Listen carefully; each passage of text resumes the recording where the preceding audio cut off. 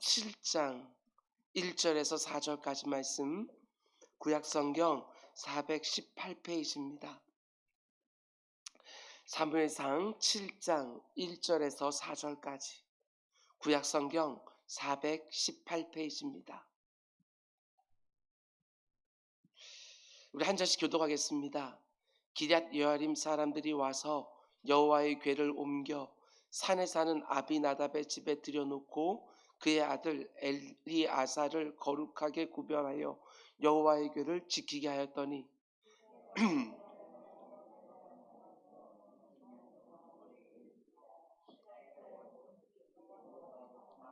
사무엘이 이스라엘 온 족속에게 말하여 이르되 만일 너희가 전심으로 여호와께 돌아오려거든 이방신들과 아스타롯을 너희 중에서 제거하고 너희 마음을 하나님께로 향하여 그만을 섬기라.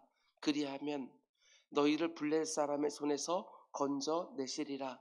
이에 이스라엘 자손이 바알들과 아스타롯을 제거하고 여호와만 섬기니라. 아멘. 우리 잠시 기도하겠습니다. 사랑해 주님 감사합니다. 이 귀한 하루를 하나님께서 허락해 주셔서 또 우리를 이 자리로 불러주셔서 하루의 첫 시간을 맞게 해주셨습니다. 오늘 하루도 하나님이 기뻐하실 만한 한날이 될 수 있도록 인도하여 주시옵소서. 내 눈이 하나님께 고정되게 하여 주시고 그 하나님께서 나를 위하여 어떻게 역사하고 계시는지 그것이 눈에 환하게 들어와서 그 가운데 모든 두려움과 염려와 근심을 몰아내고 슬픔과 아픔을 몰아내고 오늘도 감사하며 찬송하는 한날이 또 될 수 있도록 인도하여 주시옵소서. 오늘 새벽 제단에 드려진 예물이 있습니다. 비록 무명으로 드려진 예물이지만 하나님께서 그의 소원을 아시는 줄 믿사오니 아버지 하나님 꼭 들어주시되 그가 구한 것보다 더 좋은 것으로 응답하여 주옵소서. 이 모든 말씀 예수님의 이름으로 기도드렸습니다. 아멘. 아멘. 여러분 잘 오셨습니다. 오늘도 좋은 날인 줄 믿습니다. 아멘. 오늘은 사무엘 상하 강의 13번째 시간으로 오늘 말씀의 제목은 온 마음 다해 주 사랑합니다. 이런 제목으로 말씀 전하도록 하겠습니다. 온 마음을 다해서 전심으로 주님 사랑합니다. 이 고백대로만 여러분과 제가 살 수 있다면 하나님이 얼마나 기뻐하실까 생각해 보았습니다. 내 마음의 일부가 아니라 온 마음, 전심을 하나님께 드리며 살면 하나님이 얼마나 기뻐하실까. 여러분 블레셋이 쳐들어왔을 때 이스라엘 백성들이 호기롭게 마주 나가서 전쟁을 벌였지만 4,000명이 죽었습니다. 그러자 이스라엘 장로들은 그 패배 앞에서 자신들의 죄와 허물을 돌아보려고 하지 아니하고 그저 법궤만 가지고 나가면 이길 거라고 생각했는데 어떻게 됩니까? 법궤가 없을 때 싸웠던 전쟁에서는 4,000명이 죽었지만 법궤를 가지고 나간 전쟁에서는 무려 3만 명이 죽었습니다. 거기에 그 귀한 법궤까지 빼앗기고 만 것이지요. 근데 법궤를 빼앗아간 블레셋 땅에서 어떤 일이 벌어집니까? 이스라엘의 패배가 하나님의 패배가 아니라는 것을 하나님이 직접 보여주십니다. 블레셋 사람들이 전쟁에서 이긴 다음에 너무나 의기당당하게 우리가 섬기는 다곤신이 이스라엘이 섬기는 여호와 하나님을 이겼다. 너무나 기뻐하면서 자기들이 섬기는 다곤신 전에 법궤를 마치 전리품처럼 가져다 놓았는데 어떻게 되지요? 다곤신상이 법궤 앞에 얼굴을 땅에 대고 엎드러져 있는 것입니다. 마치 그들이 섬기는 다곤신이 여호와 하나님께 굴복하고 경배하는 것처럼 엎드러져 있는 것이지요. 블레셋 사람들이 이상하게 여기면서 다시 세워놓았는데 그 다음 날에는 또 어떻게 됩니까? 그냥 엎드러져 있는 정도가 아니라 목이 잘려지고 그 두 손목이 다 부러져 있는 것을 발견하게 됩니다. 하나님께서 오직 자신만이 유일한 하나님이고 참신이라는 것을 친히 보여주신 것이지요. 이 모습이 너무나 의미심장하지 않습니까?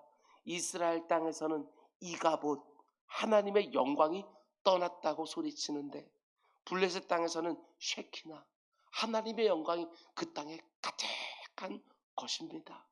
법궤 하나 그 가운데 있는데 온 나라가 쑥대밭이 되는 것이지요. 블레 사람들이 하나님의 임재를 상징하는 법궤를 이곳저곳으로 옮겨보지만 가는 곳마다 악한 독종이 일어나서 전염병으로 사람들이 죽어나갑니다. 그걸 보면서 너무나 두려워서 어찌할 바를 모르다가 결국 어떻게 하지요? 우리가 보지는 않았지만 6장 말씀을 보면 암소 2마리가 끄는 수레에 법궤를 실어서 다시 이스라엘 땅으로 돌려보낸 것입니다. 그런데 오늘 본문을 보면 너무나 이상하게도 이스라엘 백성들이 원래 법궤가 있었던 실로 땅으로 옮기질 아니하고 20년이 지나도록 기럇 여아림이라는 곳에 그냥 방치하듯이 둡니다. 법궤가만 있으면 전쟁에서 이길 것처럼 끔찍하게 귀히 여기던 그들이 법궤가 없이 20년이나 살고 있는 것이지요. 너무나 우습지 않습니까? 영적으로 너무나 둔감해진 시대가 계속해서 이어지고 있는 것입니다. 이런 영적인 상황 속에 마치 바닥까지 신앙이 떨어진 것 같은 이런 시대에 어떤 일이 벌어집니까? 오늘 본문을 보면 그 유명한 미스바의 대부흥 사건이 등장을 합니다. 사무엘을 중심으로 온 이스라엘 백성들이 영적으로 크게 각성되어지는 하나님이 주시는 큰 부흥. 오늘 본문을 묵상하면서 이런 생각이 거듭거듭 들었습니다. 우리가 영적으로 새로워지고 이 땅 가운데 하나님이 허락하시는 대부흥이 오기 위해서는 그저 이것저것 한두 개 고쳐서는 안 되겠구나. 정말 대각성에서 출발하는 부흥이 이 땅 가운데 와야 다시 한번 이 땅 가운데 하나님의 영광이 가득히 많은 복된 부흥을 보겠구나. 이런 생각이 들었습니다. 이 귀한 사무엘상 7장 말씀을 내일 새벽까지 함께 묵상하려고 하는데 오늘 본문의 미스바 대부흥 혹은 미스바 영적 대각성은 하나님이 이 땅의 교회들과 성도들을 새롭게 하는 참 부흥을 허락해 주실 때 그 부흥이 어떤 과정을 통해서 주어지는가 하는 것을 잘 보여집니다. 우리가 그저 말로만 20년 내에 우리를 부흥케 하소서 말만 하는 게 아니라 정말 그 부흥을 원한다고 한다면 하나님이 주시는 참 부흥은 어떤 길을 거쳐서 오게 되는지 오늘 본문을 통해서 잘 묵상하고 본문이 보여주는 부흥이 주어지는 과정들 하나하나를 붙들고 여러분과 제가 기도할 수 있게 되기를 주님의 이름으로 축원을 드립니다. 먼저 2절 말씀 보면 지금 영적으로 어두워져 있는 이스라엘 백성들이 다시 새롭게 되어지는 참된 부흥과 영적 대각성이 오는 길목에 뭐가 있습니까? 2절 말씀 다시 보십시오. 괴가 기럇 여아림에 들어간 날부터 20년 동안 오래 있은지라. 그 다음이요. 이스라엘 온 족속이 여호와를 사모하니라. 여기서부터 출발하는 것입니다. 이스라엘 온 족속이 여호와를 사모하니라. 하나님을 향한 갈망, 하나님에 대한 열렬한 목마름, 하나님을 사모하는 그 마음에서부터 부흥이 시작되는 거예요. 마음입니다. 마음. 언약궤만 딱 갖다 놓는 거 이런 거 말고 마음이 중요한 거예요. 이스라엘 백성들은 법궤 자체만을 귀하게 여겼습니다. 법궤는 하나님의 임재의 상징일 뿐인데 하나님을 사랑하는 마음은 없이 법궤만 귀하게 여긴 것이지요. 그런데 그 법궤가 20년이나 방치되는 것처럼 보이는 사이에 어느 순간부터 이스라엘 백성들의 마음속에 하나님에 대한 목마름과 갈망과 사모함이 생기기 시작한 것이지요. 하나님을 상징하는 법궤가 아니라 이제야 하나님 자체에 집중하기 시작했다는 것입니다. 하나님을 상징하는 법궤를 자기들에게 가져오려고 하는 것이 아니라 굉장히 중요한 부분입니다. 하나님의 임재를 상징하는 법궤를 자기들에게 가져오려고 하는 것이 아니라 하나님을 향한 사모함을 가지고 이제 그들이 하나님 앞에 나아가는 거예요. 전쟁터에 하나님을 데리고 와서 이용하려고 하는 것이 아니라 이제 자기들이 하나님 앞에 나아가는 거예요. 굉장한 차이입니다. 하나님을 향한 사모함, 이게 바로 부흥이 오는 길목에 있다는 것 꼭 기억하시기 바랍니다. 형식보다는 마음이 훨씬 더 중요한 거예요. 다윗 시대의 영광은 다른 데 있었던 게 아닙니다. 다윗 마음속에 있었던 하나님을 향한 열렬한 사모함, 하나님은 그걸 기뻐하셨던 것이지요. 나의 힘 되신 여호와여, 내가 주를 사랑하나이다.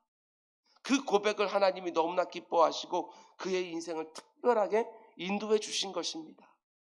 법궤가 기럇 여아림에 20년 동안 방치되는 동안에도 틀림없이 여러 가지 종교적인 의식들이 있었을 것입니다.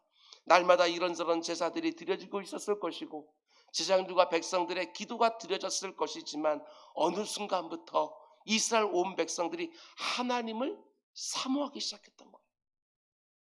하나님을 사모하는 마음 없이 얼마든지 예배가 드려지고 찬송이 올려지고 기도할 수 있다는 사실 우리 잘 알고 있으셔야 됩니다. 하나님을 열렬히 갈망하는 바로 그 자리부터 미스바의 대부흥과 영적 각성이 시작되고 있는 것이지요. 그런가 하면 또 한 가지, 여러분 기독교 역사 속에 있었던 모든 부흥과 영적 대각성 안에 보편적으로 있었던 모습은요, 회개입니다. 회개. 제가 기독교 역사를 공부하면서 18세기에 있었던 영적 대각성도, 여러분 그것을 보면서요, 여러분 조지 휘필드나 존 웨슬레나 이런 부흥사들이 말씀을 증거할 때 회중들 안에서요 떼굴떼굴 굴렀어요. 실신하여 사람들이 업고 나갔어요. 하나님의 진노가 마치 코앞에 와 있는 것처럼 느껴져서 그들이 회개를 하는데 그 중심에 있는 걸 다 쏟아지면서 그 가운데 사람들이 실신하는 그 놀라운 역사들이 그때 있었거든요.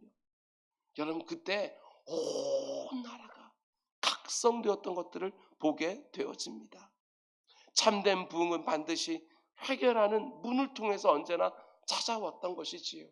회개가 없는 부흥, 그런 건 없습니다. 마음의 돌이킴이 반드시 있었던 것이지요.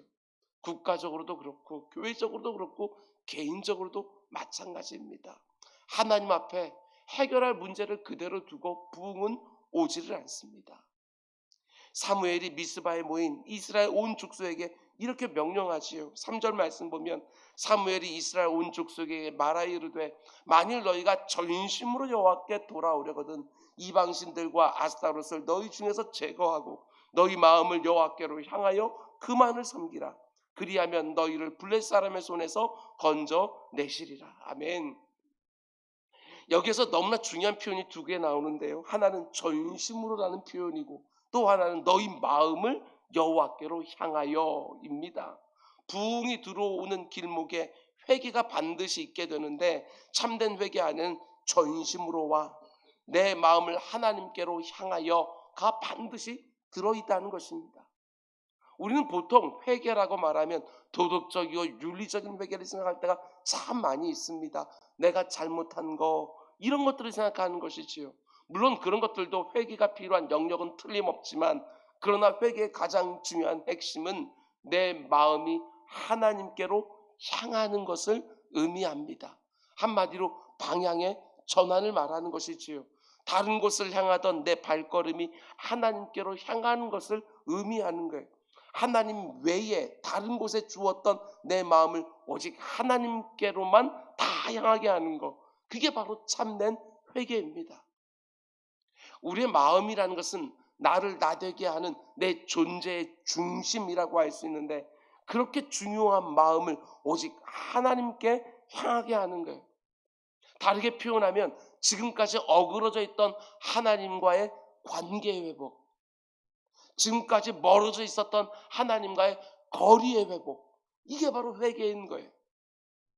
그러니까 도덕적인 죄 한두 가지를 놓고 잘못했다고 다시는 안 그러겠다고 하는 그 정도가 아니라 내 존재의 중심을 다시 하나님께 향하게 하는 것, 그게 바로 회개의 핵심이지요. 마치 이스라엘 백성들이 법궤를 자기들이 있는 곳으로 가져오려고 했던 것처럼 하나님을 내가 있는 자로 데리고 와서 나의 승리와 성취를 위해 이용하려고 하는 것이 아니라 내가 하나님을 향하여 돌이키는 거예요. 몸만 그렇게 하는 것이 아니라 나를 나되게 하는 내 마음의 중심이 하나님께 다시 돌아가는 것이지요. 다릅니다. 완전히 다른 거예요. 특별히 사무엘이 이렇게 말합니다. 만일 너희가 전심으로 여호와께 돌아오려거든 이방신들과 아스타롯을 너희 중에서 제거하고, 전심으로 하나님께 돌아가려고 할 때 뭘 제거하라고 말합니까? 이방신들과 아스타롯을 너희 중에서 제거하고 하나님께로 돌아오라. 하나님 외에 너희가 섬기는 것들이 있다면 다 제거하고 하나님께 돌아와서 오직 그만 섬겨라. 여기 보면 이방신들과 아스타롯이라고 말하는데 바알과 아스타롯을 말하는 것이지요. 한 쌍입니다. 바알은 남성신이고 아스타롯은 여성신이고 둘 다 우상이지요. 바알은 전쟁에 능한 우상으로 알려져 있고 아스타롯은 풍요와 부요를 상징하는 우상으로 알려져 있습니다. 그러면 바알과 아스타롯을 제거하고 하나님께로 돌아오라고 하는 사무엘의 이 외침이 오늘 여러분과 저에게는 어떤 의미겠습니까? 참 부흥을 원한다고 말하는 우리에게는 어떤 의미일까? 우리가 어떤 형상을 만들어 놓고 우상 숭배는 안 하지만 골로새서 3장 5절은 아주 명확하게 말합니다. 그러므로 땅에 있는 지체를 죽이라. 곧 음란과 부정과 사욕과 악한 정욕과 탐심이니 탐심은 우상 숭배니라. 하나님께 전심으로 돌아오려면 내 안에 있는 우상을 반드시 제거해야 되는데 그 우상이 바로 탐심. 탐심을 우상 숭배라고 말할 만큼 그 탐심을 통하여 이 세상의 온갖 것들이 다 내 마음속에 들어오는 거예요. 하나님을 이용해서라도 내가 성취하고 싶은 어떤 것들, 하나님이 아무리 그거 아니라고 말씀하셔도 내가 소유하고 싶은 어떤 것들, 그게 바로 우상이라고 말하는 것이지요. 그러면서 여러분, 우리의 마음을 하나님께로 향하게 할 때 뭘 해야 되느냐? 내 마음속에 이 땅에서 잘 되고 싶은 마음까지도 내려놓고 남들보다도 한 걸음이나 더 앞서가려고 하는 그 마음까지도 내려놓고 하나님, 저는 하나님 한 분으로 충분합니다. 예수님, 저는 주님 한 분으로 충만합니다. 이 마음이 반드시 필요하다는 거예요. 이것저것 더 많이 가지려고 하는 탐심, 그걸 비집고 바알과 아스타롯이 들어오는 것이지요. 이 세상의 정신과 우선순위가 자꾸 들어오는 거예요. 그렇게 되면 틀림없습니다. 한쪽 마음으로는 하나님으로 섬기면서 또 다른 한쪽 마음으로는 바알과 아스타롯을 겸하여 섬기게 되는 것이지요. 사무엘은 전심으로 돌아오라고 말하는데 전심이 안 되는 것입니다. 마음 전부가 하나님께로 향하지를 못하는 거예요. 참된 회개가 만이라는 것이지요. 여러분, 지금 사무엘이 전심으로 하나님께 돌아오라 이렇게 말한다고 해서 이스라엘이 하나님을 버렸다고 생각하면 안 됩니다. 이스라엘은 단 한 번도 하나님을 버린 적이 없습니다. 그저 겸하여 섬긴 것이지. 한 손으로는 하나님을 붙들고 또 다른 손으로는 바알과 아스타롯을 붙든 거예요. 오늘 우리말로 바꾸면 신앙생활을 열심히 합니다. 그러면서도 직장에 가서는 철저하게 세상 논리로 일을 하고 사업장을 운영할 때는 철저하게 세상의 방식으로 운영하는 것이지요. 하나님을 모르는 사람들과 세상에서는 거의 비슷하게 살아가는 거예요. 이게 겸하여 라는 것이지요. 이곳과 저곳이 다릅니다.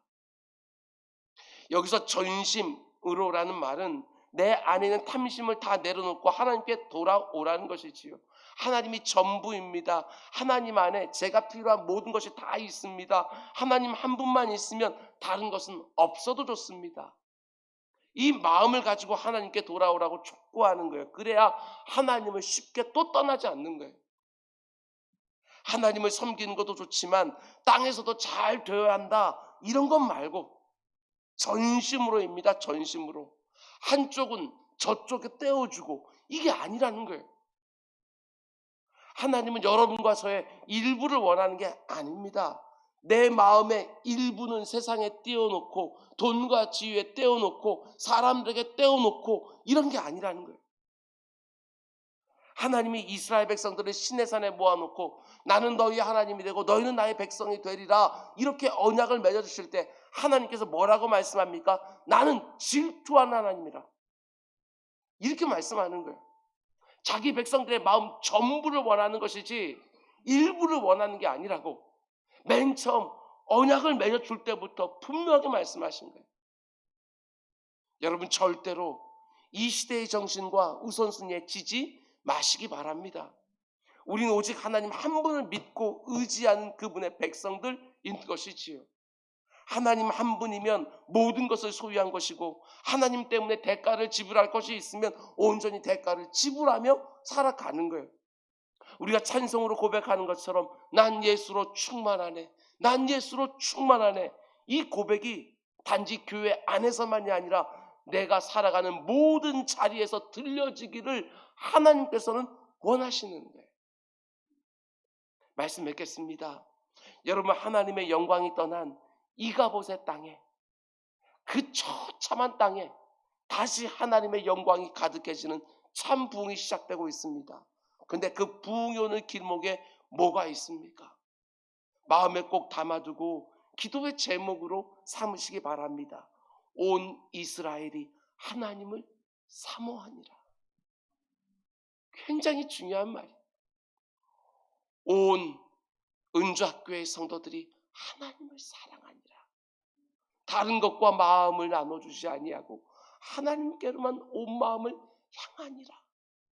이 땅에 있는 성도들이 하나님께 집중하니라. 여기서부터 부흥이 시작되는 거 아니겠습니까?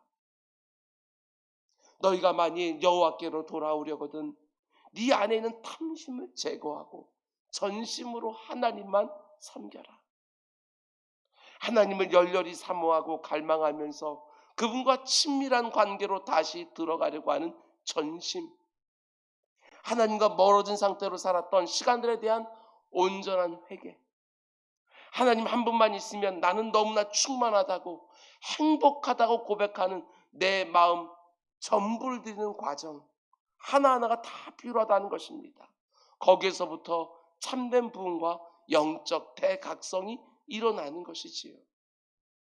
여러분 오늘 새벽에 혹시라도 요즘 내 마음이 하나님과 겸하여 섬기는 것들이 있지는 않은지, 하나님 외에 내 마음을 떼어준 것들은 또 있는지, 하나님께만 내 마음을 다 드리게 되어질 때 내가 중요하다고 생각하는 모든 것들이 제대로 우선순위가 잡히게 되어지는데 혹시나 순서를 바꿔놓고 모든 것을 다 엉망으로 만들어 놓는 것은 없는지, 내 마음 구석구석을 점검하면서 온 마음 다해 사랑한다고, 내 모든 삶 당신 것이니 온 마음 다해 주를 섬기겠다고, 내가 염려하지 않아도 내 쓸 것 아시니 나 두려워하지 않는다고, 다 이해되지 않는 일들도 참 많이 있지만 날마다 순종하며 주님 따르며 살겠다고, 내 신앙 고백을 새롭게 하는 새벽이 될 수 있기를 주님의 이름으로 축원을 드립니다.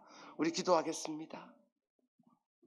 사랑의 주님, 그저 부흥을 원한다는 말이 우리 입에 붙어있는 구호가 되지 않게 하여 주시고, 주님 사랑한다고, 주님은 열렬히 갈망한다고 내 마음이 하나님께 온전히 드려지고 그 가운데 속에 하나님과 겸하여 생각했던 다른 것들을 다 내려놓고 하나님 앞에 내 마음 전부를 다 향하게 하는 그런 과정을 통해서 부흥이 온다는 것을 온전히 알고 내 마음부터 먼저 점검하여 하나님께 향하게 하는 우리 모두가 될 수 있도록 인도하여 주시옵소서.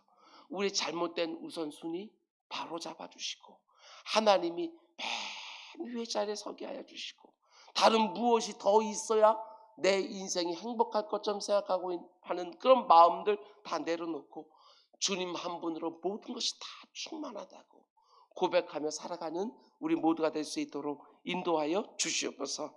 이 모든 말씀 예수님의 이름으로 기도드렸습니다. 아멘. 너희는